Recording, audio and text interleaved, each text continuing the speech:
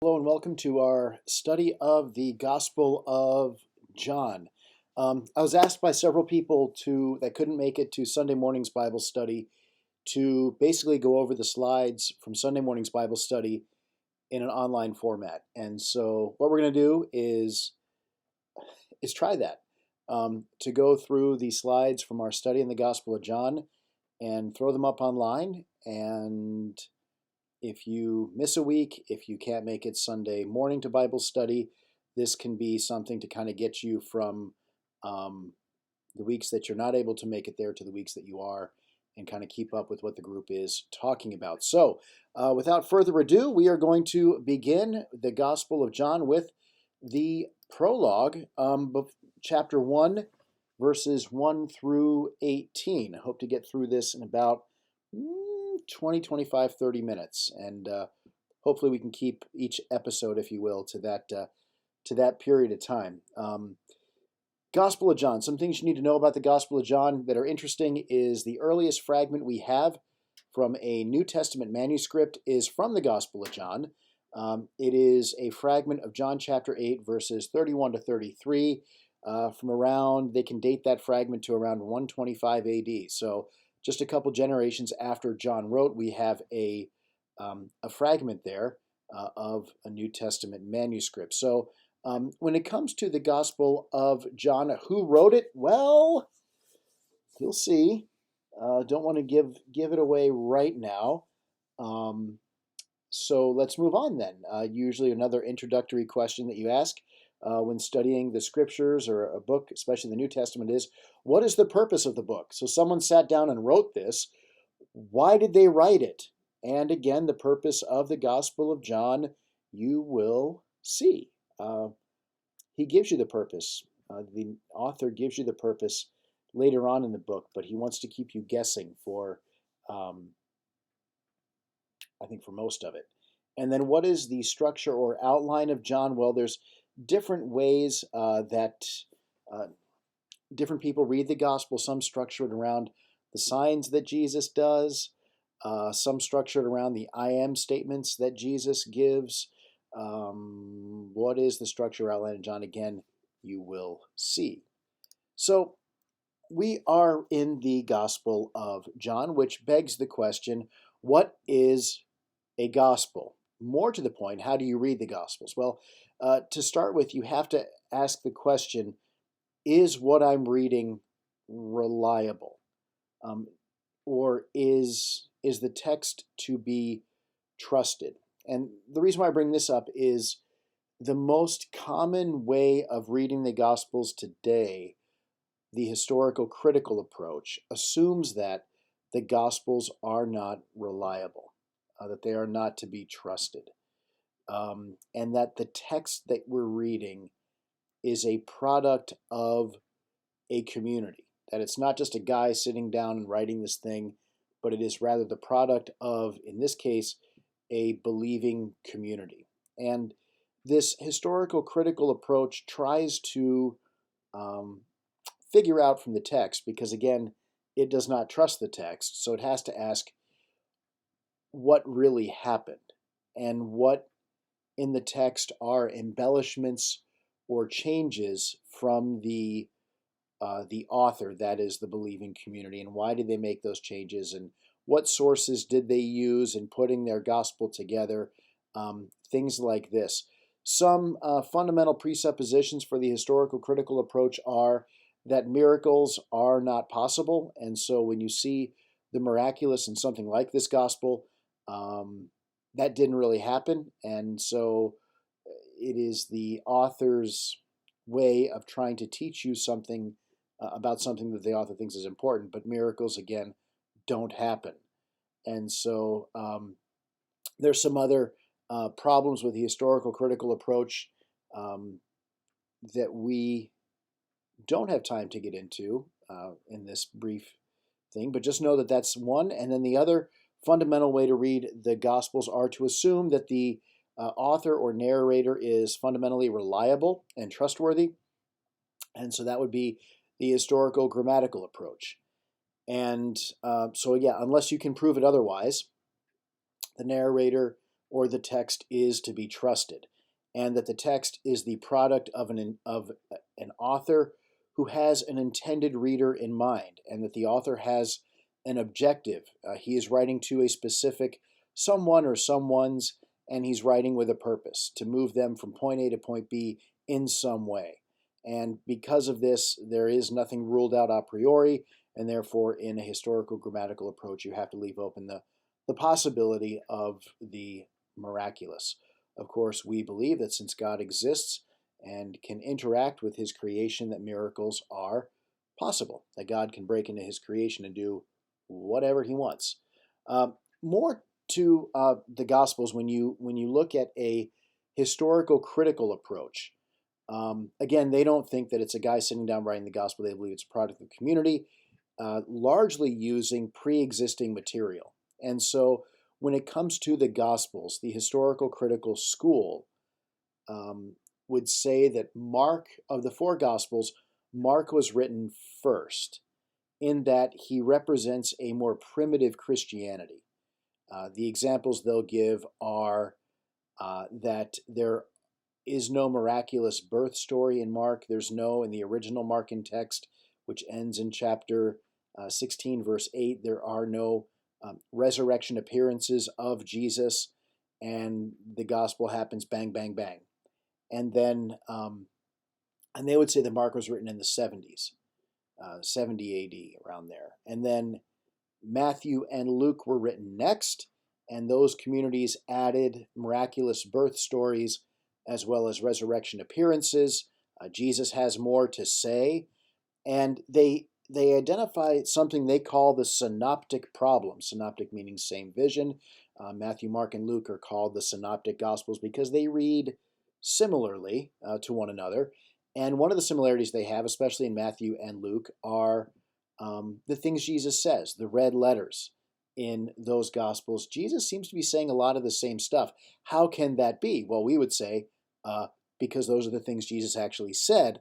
But again, in historical critical approach, the text is fundamentally unreliable. And so when you have two communities or two authors sharing material or having material in common, you have to be able to explain that other than that's what really happened. And so what the historical critical school says is that there was that Matthew and Luke both used Mark in the composition of their gospel as an outline. And then there's also a book of the sayings of Jesus that circulated around that time that they also had and they used.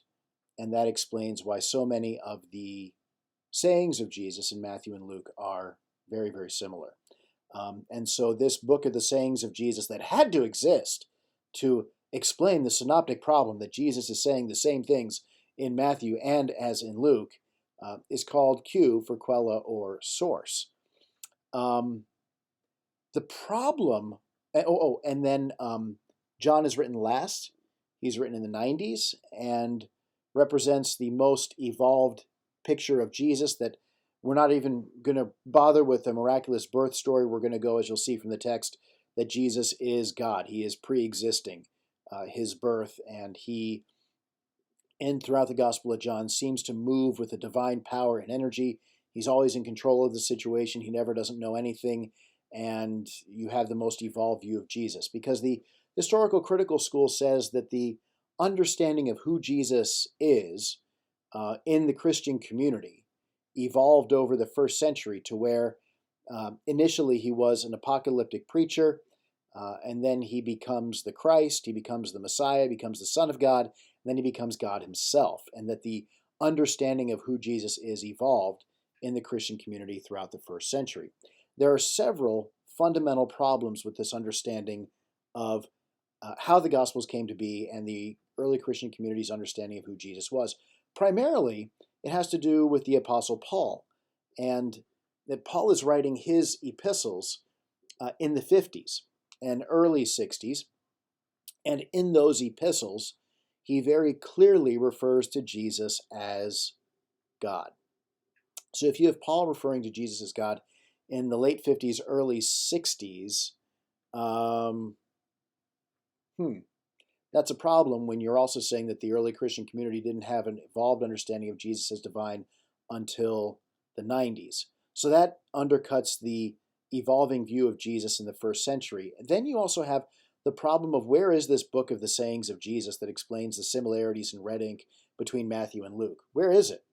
If Matthew and Luke both used Mark in writing their gospel, we have plenty examples of the Gospel of Mark floating around in antiquity. Right? There's plenty of manuscripts of the Gospel of Mark. So the Christian church did a great job of preserving Mark, but there's this other book that carried the same weight, the same authority as the Gospel of Mark that Matthew and Luke used, and but then it just goes missing.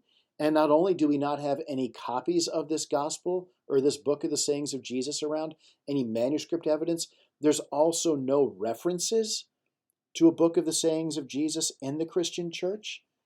That doesn't pass the sniff test. And so from that, you can easily deconstruct the historical critical map for the creation of the four Gospels. It just doesn't bear up under historical reality or any degree of scrutiny. The key for understanding the Gospels is to, I think, is to try to figure out who the intended reader of the Gospel is, and then read the text as the intended reader. And if you can do that, you get the most out of the Gospels as possible. So we'll see here in chapter 1 of John's Gospel a little bit about who the intended reader is and isn't, so that we can approximate that intended reader in our reading of the Gospel, and in doing so, Lord willing, get the most out of the text as possible. So without further ado, let's jump into the text. Text begins, "In the beginning was the Word, and the Word was with God, and the Word was God. He was in the beginning with God." And so right away, right off the bat, John is taking us back to Genesis 1:1 with this "in the beginning." It is the same way that Genesis begins. And so you would expect, just as in Genesis, so also in John, you're going to have an "in the beginning" followed by 6 or 7 days of creation, and then a day of rest. And interestingly enough, in the Gospel of John, the Gospel does begin with a week of days, and we'll see how that week of days comes to an end. Don't want to give it away. But yes, there is a intentional retelling of creation with the Lord Jesus Christ. Already, here you have that not only is Jesus referred to as the Logos, which is translated as word, but can also mean thing or idea. But you very clearly have, from the get-go of the gospel, a reference to Jesus, or to the Word, sorry, we don't know his name yet, clearly referred to as God. And so one of the major themes, if not the major theme in the Gospel of John, is introduced here already in verses 1 and 2, and that is, when you see Jesus, you see God. When you see the Son, you see the Father. The person and work of the Father from the Son are virtually indistinguishable. You also have here in the opening couple of verses a chiastic structure, and you say, why are we talking about chiastic structure? Well, because first of all, what is it? Why are we talking about it? We're talking about it because it's here, and this is a study of what's here in the Bible, and also because chiastic structures are used frequently throughout the New Testament. Chiastic structure is from the Greek letter chi, which looks like for us an X, and so in an X, the letter X, you notice that the top of the letter and the bottom of the letter are the same. They're the same length, right? They're the same. And then second from the top and second from the bottom are the same, and third from the top and third from the bottom are the same. And then you work your way to the middle of the X. And the thing that matters most in a chiastic structure is the thing in the middle. And the thing in the middle of this, it's a very small chiasm, is that the Word is with and is God. So it's the identity of the Word with the deity. Okay, so that is the important thing here from the opening couple of verses. And we continue to read, all things were made through him. Again, just as in Genesis, you have a creation account to start the book off. Here you have the Word being credited with creating things. All things were made through him. Without him was not anything made that was made. In him was life, and the life was the light of men. And here we get a thesis statement that the gospel will prove throughout much of the gospel. The light shines in the darkness, and the darkness has not overcome it. Very, very important verse in the Gospel of John. Also, you will see throughout the Gospel of John that many of the themes that are introduced here in the prologue are brought up later in the Gospel, and this is definitely one of them. The light shines in the darkness, and the darkness has not overcome it. The word for overcome, katalambano, in the Greek can also mean to take possession of, control, or understand. The light shines in the darkness, and the darkness has not mastered it, right? And that's wherever there is light and darkness. Darkness cannot stand up to light. When you turn the light switch on, the darkness goes away and the light comes. Darkness cannot overcome light. Instead, it is the absence of light. Where there is light, there is no darkness. And so the light shines in the darkness cannot overcome, cannot understand, cannot master the light. In other words, the light wins. And that is something that you're going to see throughout the gospel. And it's important to keep in mind, especially this thesis statement, when we get to things like the passion of the Christ, the suffering of the Christ, the rejection of the Christ, that the light will overcome the darkness, because that is what light does. And it's also important for that early community, that early Christian community that John is writing to.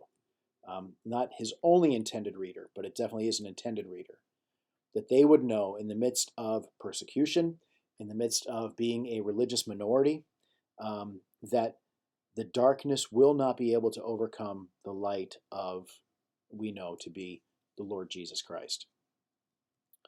Text continues, there was a man sent from God. It's important that you remember this, whose name was John. When it comes to who is the one sent from God, that is John, not the author John, not the name of the book John. John, he'll go on to be called John the Baptist, John the Baptizer. I've argued that because of the role he has being sent from God, he is a prophet. So the prophet John, he is the one sent from God, because elsewhere in chapter 3 especially, there's going to be reference to, who is the one sent from God. And you want to say, oh, that's Jesus. But in the Gospel of John, yes, the Father does send the Son in a sense, but he also has never left the side of the Father, and he is God. And so John here is the one sent from God. He came so what did God send him to do? Well, he came as a witness to bear witness about the light, that all might believe through him. You see this throughout the Gospel of John when it comes to salvation. It is never limited to a specific group of people. It is always for all. All. John, or he, was not the light, but came to bear witness about the light. That the narrator has to go out of his way to say that John the Baptist is not the light means, in the first century Christian community, there had to at least be some debate or discussion about who is John the Baptist. Is he at a level close enough to Jesus that we may consider him a co-Christ, if you will? And so we write this, that he was not the light. The only reason why you'd write that is if there's some people saying that John was the real deal. He's not. But the fact that the narrator has to go out of his way to say that means that John the Baptist continued to be a very prominent, important figure in the early church, and therefore we should not underestimate, no matter what gospel you're reading, Matthew, Mark, Luke, or John, do not underestimate the importance of John the Baptist. He is the one that is sent from God. The true light, which gives light to everyone, was coming into the world. Again, light is a common metaphor for the identity and work of Jesus. When light comes, darkness leaves. Darkness cannot overcome light. And again, you have this all-inclusive language, right? That all might believe in the previous verse, and that this light that is coming into the whole world. The all-inclusive, conquering nature of Jesus as the light. He was in the world. We're talking now about the Word, about Jesus. And the world was made through him, yet the world did not know him. He came to his own, and his own people did not receive him. But to all who did receive him, who believed in his name, he gave the right to become children of God, who were born not of blood, nor of the will of the flesh, nor of the will of man, but of God. Right? So this is another important theme that works its way through the Gospel of John. And it's that if you are going to be born again, if you are going to receive the Christ, if you are going to be saved, it is not something you do. Right? It is not a decision you make. It is not something you get because of who you are born to. That comes up bigly in the Gospel of John. But rather, your salvation, your rebirth, your believing in him is a gift that comes from God. So you see there on that slide that the word that we're looking at there is monergism. Monergism coming from mono, meaning alone or only or one. And ergo is the Greek word for work, so God alone works. Monergism, when it comes to salvation, God alone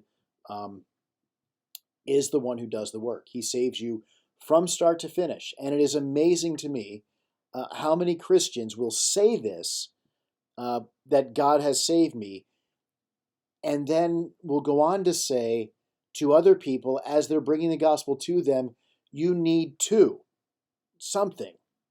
You need to make a decision, invite him into your heart, pray the prayer, get baptized, join a church, whatever it is. And that gets rid of the monergism. If God alone saves you, then the proclamation of the gospel to somebody who doesn't know Jesus does not leave them with a to-do list, but rather leaves them with an it is finished list. This is what God has done. That the perfect life, death, and resurrection of Jesus has actually changed reality for every person. His death and resurrection have actually accomplished something. It hasn't just made something possible, it actually has done it. And that is why the gospel is proclamation of good news, not a to-do list, right? So here we see that those who did receive him, who believe in his name, become born of God. God does it. And we'll get into in chapter 3 why that metaphor of birth or rebirth is a wonderful metaphor or analogy for the gospel. And here's another verse in verse 14 that has to do with that you see pop up later in the Gospel of John frequently. The Word became flesh and dwelt among us.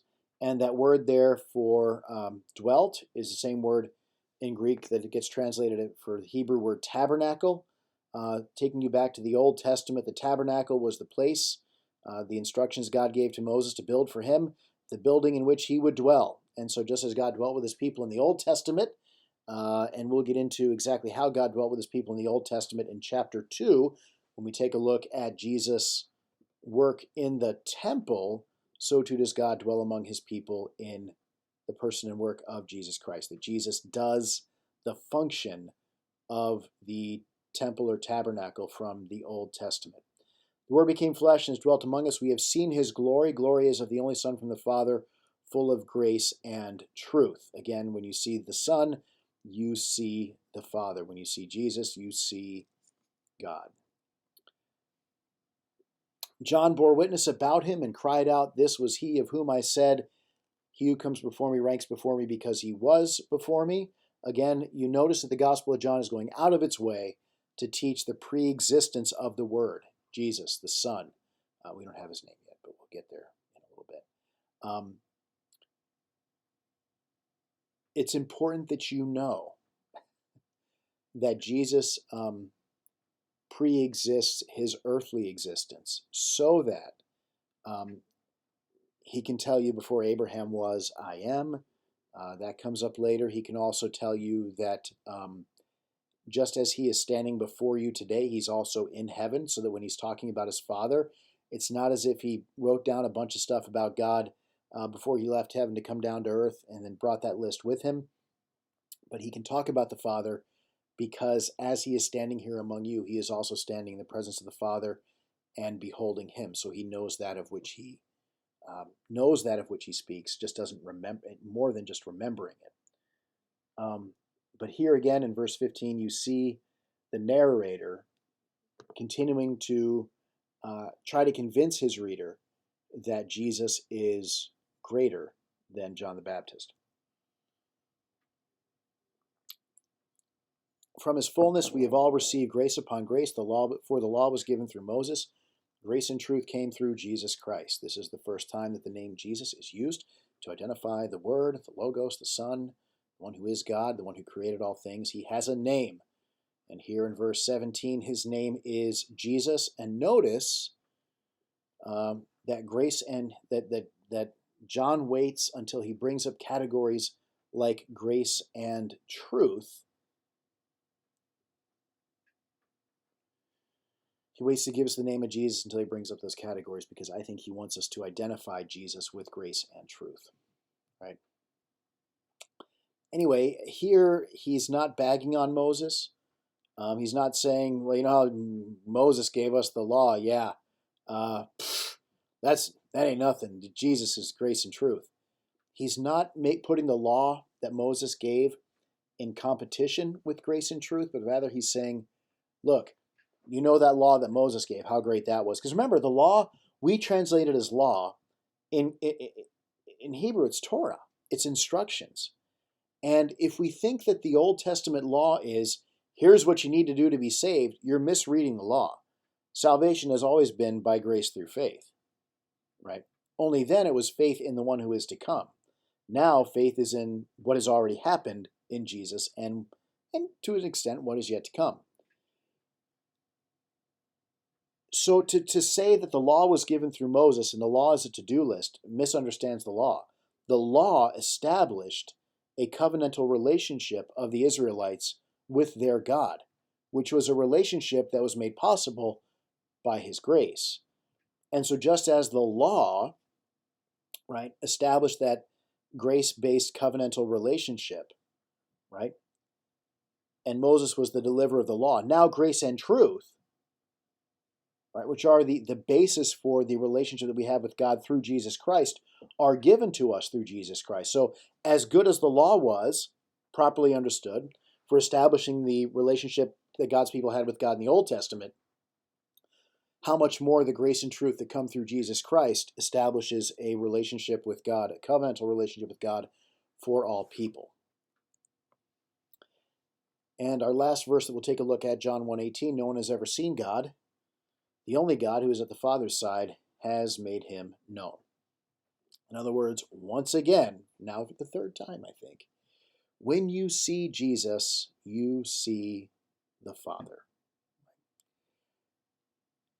That is the prologue of the Gospel of John. We're coming up on 30 minutes, so we will end here. Just keep in mind that a lot of the themes that are brought up in this prologue will come back later on in the Gospel of John. So if you have time, really get to know what's in this prologue.